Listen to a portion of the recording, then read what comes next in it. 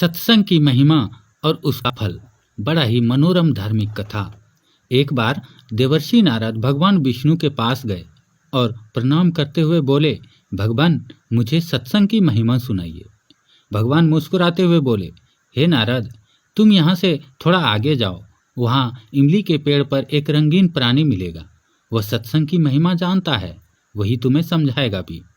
नारद जी खुशी खुशी इमली के पेड़ के पास गए और गिरगिट से बातें करने लगे। उन्होंने गिरगिट से सत्संग की महिमा के बारे में पूछा। सवाल सुनते ही वह गिरगिट पेड़ से सीधा नीचे गिर गया और छटपटाते हुए प्राण छोड़ दिए।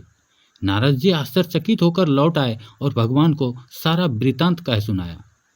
भगवान ने मुस्कुराते हुए कहा, इस बार तुम नगर के उस धनवान के घर जाओ और वहां जो तोता पिंजरे में दिखेगा उसी से सत्संग की महिमा पूछ लेना। नारद जी क्षण भर में वहां पहुंच गए और तोते से सत्संग का महत्व पूछा। थोड़ी ही देर में तोते की आंखें बंद हो गई और उसके भी प्राण पखेरु उड़ गए। इस बार तो नारद जी घबरा गए और दौड़े दौड़े भगवान कृष्ण के पास पहुंचे। नारद जी ने कहा, भगवान ये क्या लीला है? क्या सत्संग का नाम सुनकर मरना ही सत्संग की महिमा है? भगवान हंसते हुए बोले, ये बात भी तुमको जल्द ही समझ में आ जाएगी नारद। इस बार तुम नगर के राजा के महल में जाओ और उसके नवजात पुत्र से अपना प्रश्न पूछो। नारद जी तो थर-थर कांपने लगे और बोले, हे प्रभु, अभी तक तो पक्षी और जानवर ही अपने प्राण छोड़ रहे थे। इस बार अगर वह नवजात राजपुत्र भी मर गया तो राजा तो मुझे जिंदा नहीं छोड़ेगा। भगवान ने नारद जी को अभय दान दिया। नारद जी दिल मुट्ठी में रखकर राजमहल में आए। वहां पर उनका बड़ा आदर सत्कार किया गया।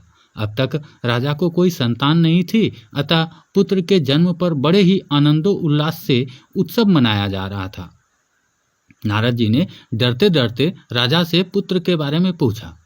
नारद जी को राजपुत्र के पास ले जाया गया।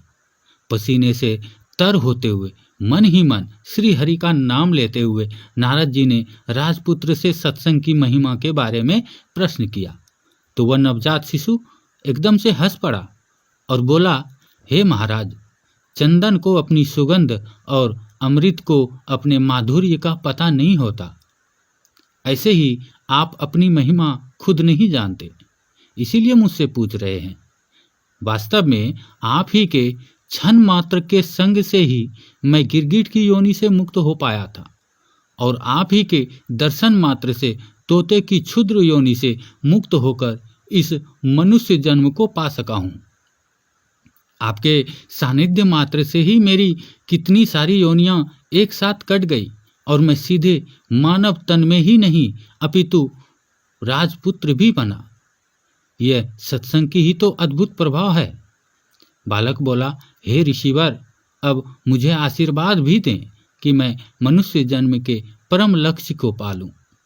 नारद जी ने खुशी खुशी आशीर्वाद दिया और भगवान श्री हरि के पास जाकर सब कुछ बता दिया। भगवान ने कहा, सचमुच सत्संग की बड़ी महिमा है। संत का सही गौरव या तो संत जानते हैं या उनके सच्चे प्रेमी भक्त। इसलिए जब कभी मौका मिले सत्संग का लाभ जरूर ले लेना चाहिए। क्या पता किस संत या भक्त के मुख से निकली बात आपका जीवन सफल कर दे। धन्यवाद दोस्तों। जय श्री राम।